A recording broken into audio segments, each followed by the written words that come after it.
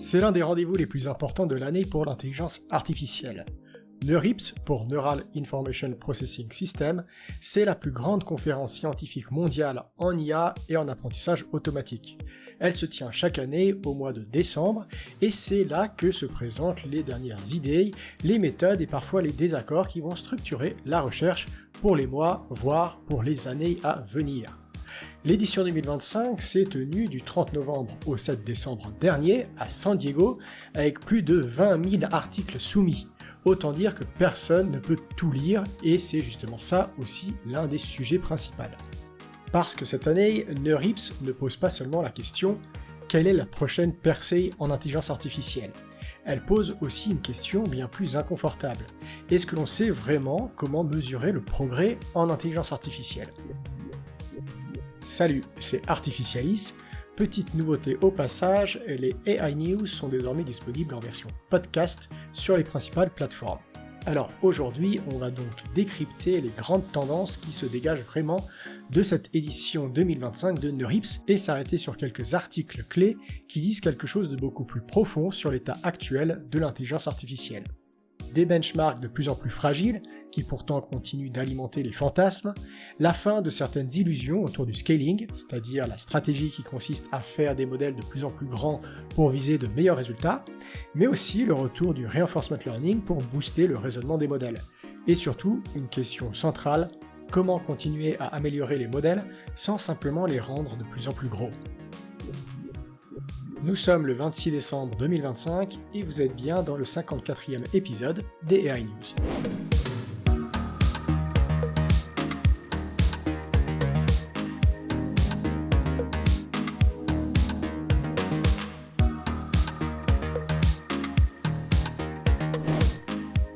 NeurIPS, pour remettre les choses un peu dans leur contexte, c'est la conférence centrale de la recherche en intelligence artificielle. Neural Information Processing System, anciennement NIPS, et existe depuis 1987. La première édition a eu lieu à Denver et aujourd'hui c'est le lieu où se croisent apprentissage automatique, statistique et IA au sens large. C'est aussi à NeurIPS qu'a été publié en 2017 l'article qui introduit les transformers, l'architecture qui est aujourd'hui à la base de systèmes comme ChatGPT. Autrement dit, ce qui se passe à NeurIPS n'est pas anecdotique. Ça structure un peu tout le reste. Et l'édition 2025 le montre très bien. Cette année, la conférence a tenté de s'adapter à son propre changement d'échelle. Avec de nouveaux tracks, comme la Position Papers Track, qui accueille des textes critiques et prospectifs sur l'éthique, la société, l'environnement ou encore la gouvernance de l'IA. Et un journal track qui intègre directement des travaux déjà publiés dans des revues comme le JMLR et les Annals of Statistics. Un pont donc assumé entre la culture des conférences machine learning et une recherche statistique plus rigoureuse. NeurIPS 2025, c'est aussi une première tentative de décentralisation géographique, avec un site secondaire à Mexico City et un accent mis sur les langues sous-représentées, la robotique frugale, le déploiement réel des modèles et l'IA en Amérique latine. Côté science, les grandes tendances sont claires, les modèles de fondation et les LLM, avec le travail massif sur l'optimisation interne des transformers, le reinforcement learning, notamment sur des architectures très profondes, et les datasets et les benchmarks, devenus un axe central de la conférence. Et l'IA appliquée au monde réel, c'est-à-dire à la science elle-même, climat, géosciences, robotique, biologie, donc sous des contraintes matérielles concrètes. Sur le papier, tout ça est très riche. Le problème, par contre, c'est que NeurIPS est devenu, on va dire, illisible. En 2025, la conférence a reçu plus de 21 000 articles en soumission. C'est plus du double de ce qu'on observait en 2020. Et c'est pas du tout un cas isolé, une autre conférence majeure, ICLR, annonce déjà une augmentation de 70% des soumissions pour son édition 2026. On n'est plus face à une croissance saine. On est face à un phénomène que beaucoup de chercheurs appellent désormais le slope. Le slope, c'est pas vraiment de la mauvaise science au sens moral. C'est plus un bruit structurel, produit par un système qui a dépassé sa capacité de filtrage. Concrètement, les reviewers n'arrivent plus à lire correctement les papiers, et donc les évaluations deviennent fragmentaires, et certains articles sont clairement, tout en partie, générés par IA. Ce qui est quand même assez ironique, On a donc la plus grande conférence mondiale sur l'intelligence artificielle qui est aujourd'hui polluée par l'intelligence artificielle. Et c'est pas qu'une impression. Le journal The Guardian rapportait récemment qu'une personne seule revendiquait 113 articles en une seule année, dont 89 acceptés à NeurIPS. Des chercheurs reconnus dans le domaine ont donc commencé à analyser ces soumissions. Et le verdict est sans appel. Résultat bancal, code généré à la chaîne par du vibe coding, article entier écrit ou réécrit par ChatGPT. Et c'est pas un complot, c'est un effet systémique. Une génération entière de jeunes chercheurs et ingénieurs sort des écoles avec un message qui est très clair. Ta carrière dépend du nombre de papiers que tu publies. Pas de leur impact réel, pas de leur solidité, pas de leur utilité, simplement du volume. Résultat, la recherche en IA commence à ressembler à ce que les modèles eux-mêmes produisent quand on les pousse trop loin. Beaucoup de texte, peu de signal et des idées qui se répètent. On observe exactement le même phénomène ailleurs. Sur YouTube par exemple. Des vidéos générées à la va-vite par IA, produites en masse avec un seul objectif, maximiser le volume, maximiser les vues, occuper l'espace. Mais heureusement, sur le YouTube Game IA, il n'y a que du contenu rigoureux, sérieux scientifiquement, absolument pas putaclic et surtout jamais généré à la chaîne. Trêve de plaisanterie, ce parallèle, en fait, il est très important. Parce que c'est pas un problème qui est propre à la recherche académique. C'est un problème d'écosystème informationnel. Quand le coût de production tend vers zéro, le bruit, lui, explose. Et dans la recherche, ce bruit a une conséquence très concrète. Il faut des humains pour faire la différence entre les articles intéressants, qui apportent quelque chose, et le slope. Malheureusement, il n'y en a pas assez, et donc plus souvent, ceux qui restent sont des doctorants, jeunes, inexpérimentés, pas payés, et donc sous pression. C'est pas un jugement de valeur sur ces reviewers, c'est simplement un système qui a dépassé ses propres limites humaines. Le problème, c'est donc la manière dont ces articles sont évalués. Contrairement à l'idée qu'on peut se faire du peer reviewing scientifique classique, le processus de relecture à NeurIPS est beaucoup plus rapide et beaucoup moins approfondi. Par nécessité, pas par négligence. Autrement dit, le système de relecture, qui est censé garantir la qualité scientifique, n'a plus les moyens de fonctionner correctement. Et quand les reviewers humains sont débordés, fatigués ou mal formés, ils font exactement ce que tout le monde fait aujourd'hui. Ils utilisent de l'IA. Le problème dépasse largement NeurIPS. À l'ICLR, les reviewers ont utilisé massivement des outils d'IA pour traiter le flot des soumissions. Résultat, rapporté par Nature, des reviews avec des citations complètement hallucinées, des feedbacks ultra verbeux, des listes de bullet points interminables et parfois des reviews qui sont totalement à côté du sujet de l'article. Donc, des papiers écrits par IA, reviewés par des IA, acceptés ou rejetés par des humains complètement débordés. Le coût de tout ça est énorme. Aujourd'hui, il est quasiment impossible de savoir ce qui se passe réellement dans la recherche en intelligence artificielle. Pas seulement pour le grand public ou les journalistes, même pour des experts du domaine. Le rapport signal sur bruit est devenu catastrophique. À tel point que même des chercheurs expérimentés expliquent avoir du mal à comprendre ce qui se passe réellement dans ces conférences.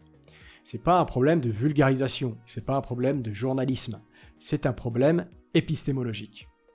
Plusieurs questions importantes se posent alors à nous. Comment développer une méthodologie sérieuse dans ce contexte?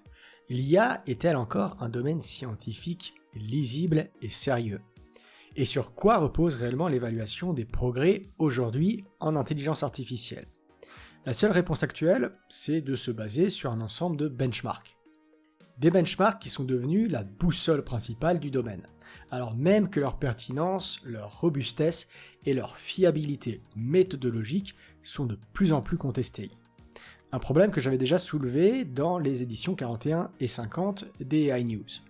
Benchmark truqué, benchmark suroptimisé, benchmark déconnecté de toute réalité scientifique solide. Cette édition 2025 de NeurIPS est donc profondément méta. Elle ne parle pas seulement de nouveaux modèles, elle parle en creux de la crise de ses propres outils d'évaluation. Quand tout devient illisible, on se raccroche à des chiffres simples, et c'est précisément là que les benchmarks commencent à craquer. C'est probablement le thème le plus transversal de ce NeurIPS 2025. Pas le plus spectaculaire, mais le plus fondamental.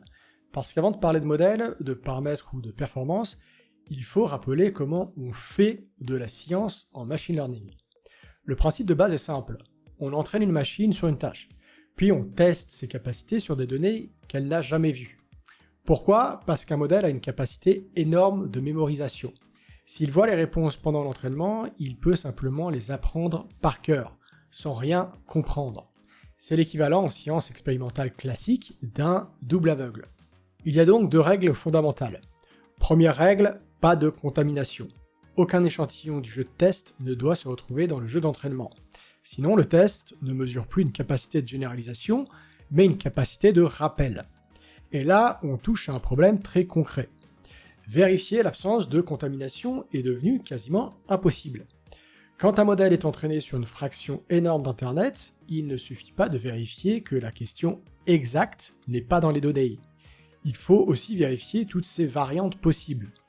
Un algorithme peut apparaître dans un autre langage de programmation avec d'autres noms de variables dans un tutoriel, un forum, un corrigé, une discussion partielle. Autrement dit, même si le test n'est pas présent mot pour mot, il peut l'être sous des milliers de formes équivalentes.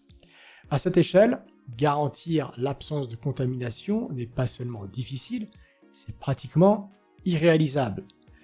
Imaginez-vous aller trouver tout un ensemble de patterns dans des terras et des terras et des téraoctets de données. C'est impossible. Et puis, deuxième règle, le test ne doit pas être rejoué indéfiniment. Sinon, les chercheurs ou les ingénieurs qui travaillent sur le modèle finissent par optimiser spécifiquement pour le test. C'est un paradoxe bien connu, si on évalue un système toujours sur le même examen, alors à terme, on ne mesure plus l'intelligence, on mesure la capacité à tricher intelligemment à l'examen.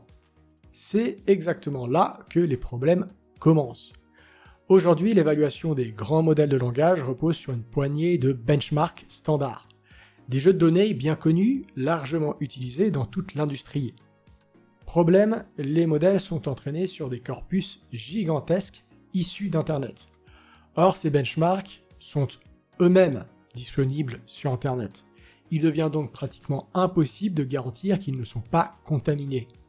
Pire, il est très probable qu'ils le soient. C'est pas une accusation marginale, c'est un problème reconnu, y compris par les acteurs industriels eux-mêmes. Résultat, les modèles peuvent très bien avoir vu les questions, et parfois les réponses, pendant leur entraînement. Ils ne réussissent pas le test, ils s'en souviennent. Et comme les cycles d'entraînement sont désormais très fréquents, même des benchmarks récents ou régulièrement mis à jour finissent rapidement absorbés par les données d'entraînement. Deuxième problème, encore plus structurel, les développeurs et les entreprises qui développent ces modèles connaissent parfaitement ces benchmarks. Ils ont donc tout intérêt à entraîner leur modèle pour maximiser spécifiquement les scores sur ces tests. Pas parce que ces tests sont scientifiquement parfaits ou même bons, mais parce que ce sont eux qui font la une des classements. C'est ce qu'on appelle très simplement du benchmark overfitting. Et on a déjà vu ce que ça donne en pratique. On en avait longuement parlé dans les AI News, notamment dans l'épisode 50, avec le cas très problématique des leaderboards de Chatbot Arena. Sur le papier, l'idée était séduisante, faire s'affronter deux modèles anonymes, laisser les utilisateurs voter et établir un classement neutre. En réalité, certaines grandes entreprises ont utilisé leurs ressources pour tester des dizaines de variantes privées, sélectionner les meilleures, les réentraîner sur des données de la plateforme et optimiser directement pour le classement. Résultat, un score plus élevé, mais qui ne reflète pas nécessairement une meilleure capacité générale du modèle. Autrement dit, le leaderboard ne mesurait plus la qualité réelle, mais la capacité à jouer avec les règles du jeu. Et tout ça nous amène à un point clé. Le problème, c'est pas que les modèles soient mauvais. Le problème, c'est que les scores ne veulent plus rien dire. Et quand les benchmarks deviennent fragiles, alors toute la narration autour des progrès spectaculaires de l'IA commence à vaciller. Et je ne parle même pas de toutes les annonces autour de l'AGI. Si les benchmarks sont donc fragiles, alors les gains observés avec le scaling deviennent eux-mêmes très suspects, et c'est exactement ce que le premier papier qu'on va analyser va mettre en évidence, de manière beaucoup plus profonde. Pour comprendre pourquoi les benchmarks commencent sérieusement à craquer, il faut regarder ce qu'ils mesurent réellement. Et c'est exactement ce que met en évidence un article très discuté à NeurIPS 2025, intitulé « Artificial Hypermind, The Open-Ended Homogeneity of Language Models ». Le point de départ est très simple, mais fondamental. La majorité des benchmarks et des datasets d'alignement utilisés aujourd'hui pour les grands modèles de langage reposent sur une hypothèse implicite. À chaque question correspondrait une bonne réponse. Une réponse correcte, identifiable, mesurable.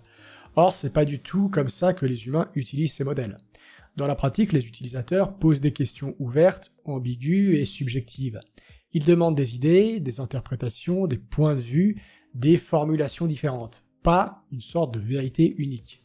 Et c'est précisément ce décalage que ce papier met en lumière. Les auteurs commencent par construire un dataset appelé Infinity Chat.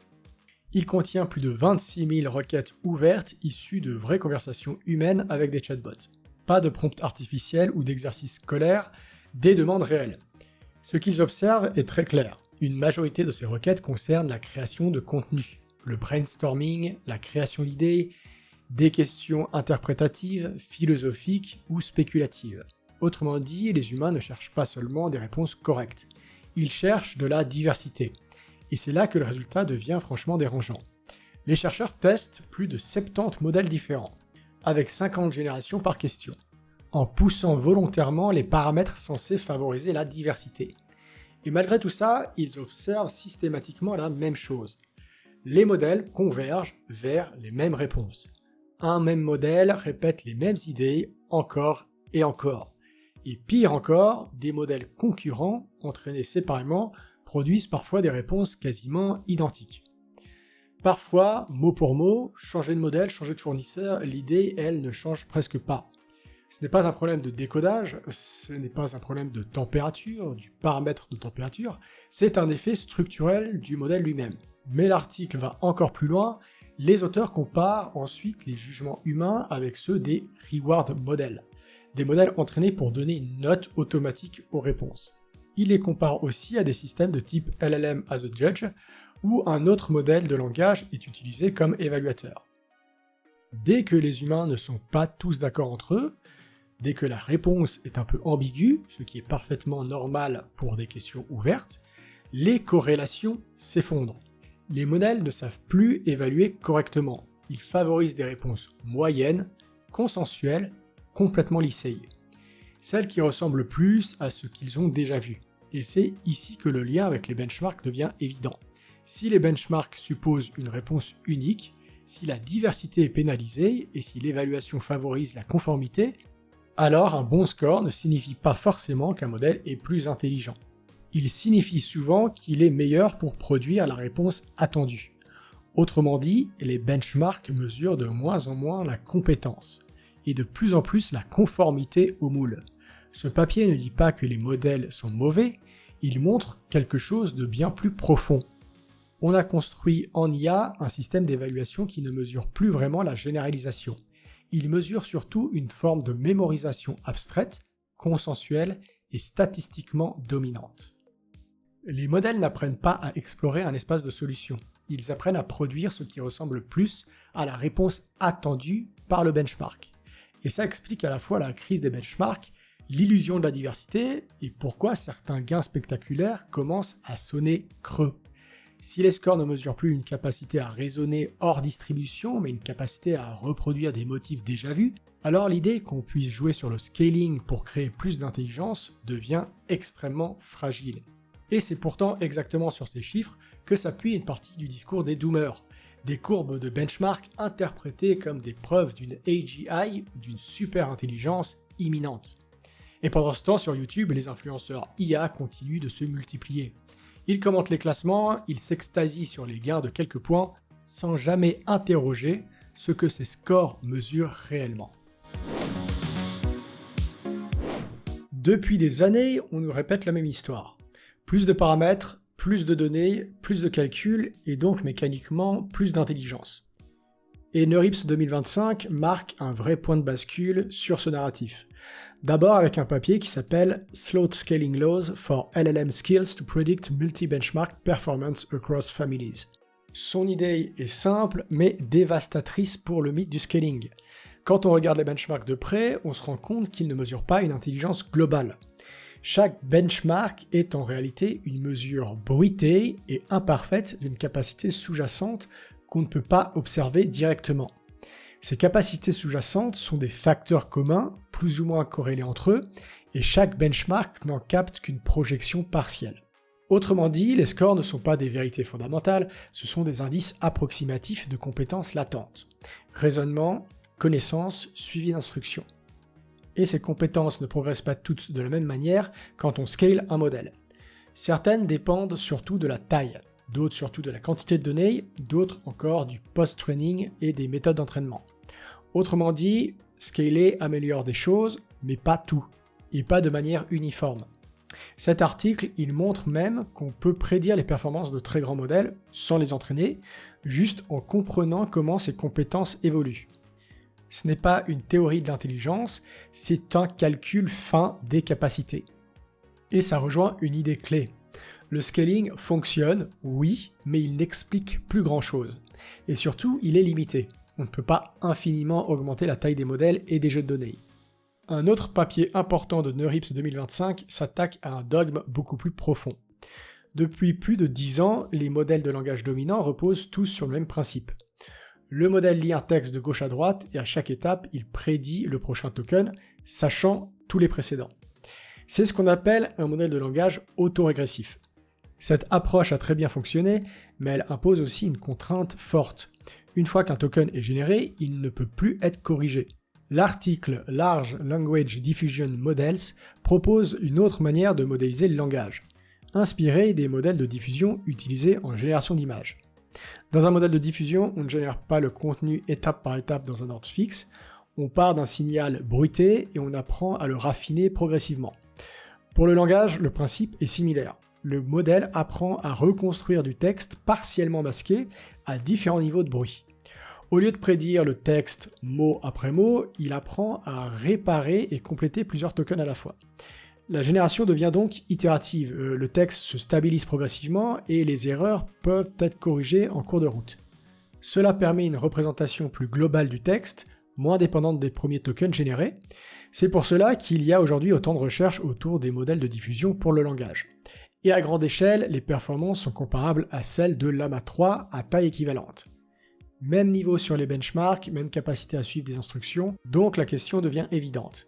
Si deux formulations mathématiques différentes, avec la même capacité de calcul et les mêmes données, produisent des résultats similaires, alors le scaling n'est pas une théorie de l'intelligence, c'est une contrainte d'ingénierie. Et cela rejoint exactement ce que disent certains chercheurs depuis longtemps. Yann Lequin, d'à côté par exemple, est l'un des critiques les plus constants des LLM actuels. Il ne dit pas qu'ils sont inutiles, il dit qu'ils sont incomplets. But I tell you one thing, which may surprise a few of you. I'm not so interested in LLMs anymore. Depuis des années, il explique que le scaling et la prédiction du prochain token ne suffisent pas, qu'il manque des pièces fondamentales au puzzle de l'intelligence. En particulier des world models structurés capables de représenter le monde, la causalité et l'action. C'est tout le sens de ses travaux récents autour de l'architecture de type JEPA. Vous trouverez d'ailleurs plusieurs vidéos à propos de JEPA sur cette chaîne, je vous mettrai les liens dans la description de la vidéo. Il s'agit donc d'apprendre des représentations internes du monde sans tout réduire à de la génération de texte. De l'autre côté, il y a Ilya Sutskever, qui a largement contribué au succès des LLM et qui aujourd'hui est beaucoup plus lucide sur leurs limites. Il explique très simplement pourquoi le scaling a autant dominé. If you mix some compute with some data into a neural net of a certain size, you will get results. And you will know that it will be better if you just scale the recipe up. Et oui, c'est une recette qui marche. Et surtout, c'est une recette que les entreprises adorent. And this is also great. Companies love this because it gives you a very low-risk way of investing your resources. Right? C'est donc peu risqué, prévisible, facile à justifier économiquement. Donc, tout le monde le fait. Mais c'est aussi précisément pour cette raison que plus personne n'innove vraiment. Et Sutskever est très clair sur la suite. At some point, though, pre-training will run out of data. The data is very clearly finite. And so then, okay, what do you do next? So maybe here's another way to put it. Up until 2020, from 2012 to 2020, it was the age of research. Now, from 2020 to 2025, it was the age of scaling. But is the belief that if you just 100x the scale, everything would be transformed? I don't think that's true. So it's back to the age of research again, just with big computers. Autrement dit, le scaling n'est pas une solution à l'intelligence générale. Ce n'est même pas une solution au raisonnement humain, comme il le dit lui-même sans détour. The thing which I think is the most fundamental is that these models somehow just generalize dramatically worse than people. Yes. And it's super obvious.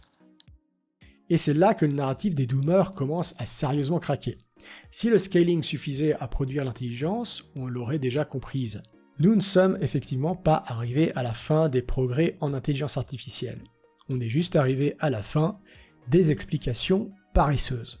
L'intelligence artificielle, on l'a résolue autour de 2017 quand on a trouvé le modèle Transformer. Et NeurIPS 2025, très clairement, marque ce basculement. À NeurIPS 2025, l'innovation n'est plus spectaculaire, elle est plutôt chirurgicale. On ne voit presque plus de nouvelles architectures magiques, on voit des corrections ciblées de biais plutôt connus. Et l'un des biais les plus profonds des modèles actuels, c'est la directionnalité. Depuis 10 ans, les modèles de langage dominant reposent sur une attention causale. C'est en lien avec les modèles autorégressifs. Chaque token ne peut se conditionner que sur le passé. C'est un choix d'ingénierie efficace mais structurellement asymétrique. Dans les modèles de langage par diffusion, cette contrainte disparaît. L'attention n'est plus causale, elle est bidirectionnelle. Le texte n'est pas construit pas à pas, il est réévalué globalement à chaque étape de génération. Tous les tokens visibles peuvent s'influencer mutuellement. Les incohérences peuvent être corrigées, les dépendances longues sont traitées sans biais directionnel. Autrement dit, on ne change pas l'attention, on enlève simplement une contrainte historique qui n'était pas une loi du langage, mais un compromis d'ingénierie. C'est exactement ce que montre l'article dont on a parlé précédemment, Large Language Diffusion Models. Même architecture de base, même budget de calcul, même volume de données, mais sans causalité entre tokens, sans génération strictement séquentielle. Comme on l'a vu juste avant, à grande échelle, on retrouve des performances comparables, à budget équivalent. Mais avec une différence clé. Sur les tâches non directionnelles, comme compléter un texte par la fin, retrouver une information à partir du résultat, ou raisonner globalement, les modèles par diffusion généralisent mieux. Parce qu'ils peuvent corriger leurs erreurs pendant la génération. Parce qu'ils raffinent une solution globale au lieu d'empiler des décisions irréversibles. Mais il reste un problème. Les premiers modèles de diffusion appliqués au texte avaient encore du mal avec la qualité du texte. Moins fluide, moins naturel. Et c'est là qu'intervient un autre article, Uncharted Diffusion Language Model. L'article part d'une observation simple. Tous les tokens ne sont pas égaux. Certains mots portent l'essentiel du sens. Des noms, des verbes, des concepts rares. Si ces tokens sont masqués trop tôt, le modèle perd l'information structurante et le problème devient alors inutilement difficile. La solution proposée est étonnamment simple. Ancrer l'apprentissage. D'abord prédire les tokens importants, les encres sémantiques, puis reconstruire le reste conditionnellement à ces encres. On ne demande plus au modèle de tout deviner en même temps, on lui demande de raisonner d'abord sur l'essentiel. Et les résultats sont très clairs. La qualité du texte progresse fortement. L'écart avec les modèles autorégressifs se réduit, et pour la première fois, un modèle de diffusion dépasse les modèles classiques sur Mauve, un benchmark conçu pour mesurer la proximité entre texte généré et texte humain, c'est-à-dire en qualité de texte perçue comme humaine. Et encore plus intéressant, le même mécanisme d'ancrage améliore aussi le raisonnement des modèles autorégressifs sur les tâches mathématiques, sur les problèmes logiques et sur les chaînes de raisonnement. Pas en pensant plus longtemps, mais en pensant sur les bons objets. Et c'est là le message fondamental de cette section. L'innovation actuelle ne consiste plus à empiler plus de paramètres, ni à brûler plus de calculs. Elle consiste à utiliser l'attention plus intelligemment, à corriger des biais inductifs connus, à structurer l'information là où elle compte. On ne cherche plus une nouvelle architecture miracle, on fait de la microchirurgie cognitive. Et même avec de meilleurs modèles, un problème central reste entier. Le coût du raisonnement. Depuis quelques mois, le raisonnement est devenu un réflexe. On demande au modèle de penser, puis de penser plus longtemps, puis encore plus longtemps. Comme si le raisonnement était toujours une bonne idée.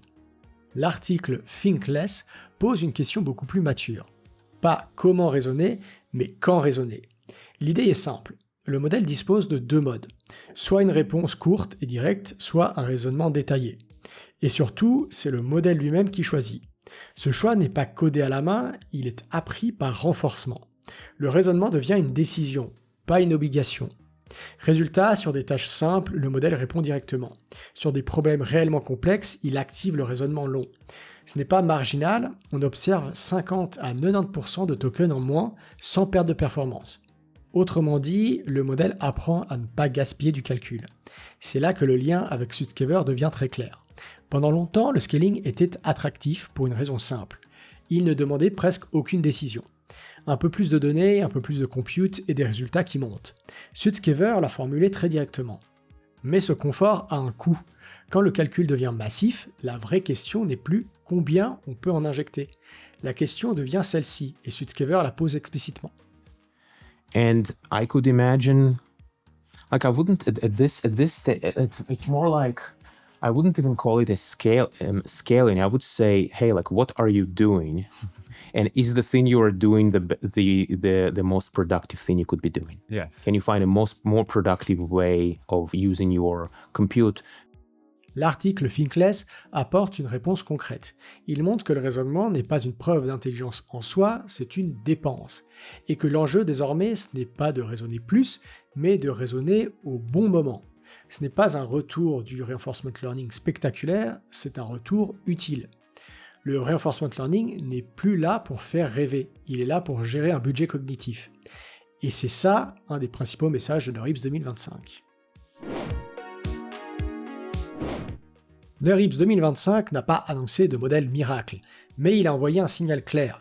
Les benchmarks sont fragiles, le scaling n'explique pas l'intelligence, c'est juste une stratégie d'ingénierie, pas une théorie cognitive. L'intelligence ne vient pas automatiquement avec plus de paramètres, elle demande de la structure et une meilleure utilisation de l'information. NeurIPS montre surtout une tension devenue visible. La recherche en IA est massivement industrialisée, mais certaines limites ne peuvent plus être ignorées. Le scaling plafonne conceptuellement, les métriques craquent et les questions fondamentales reviennent. Pas par idéalisme, mais par nécessité.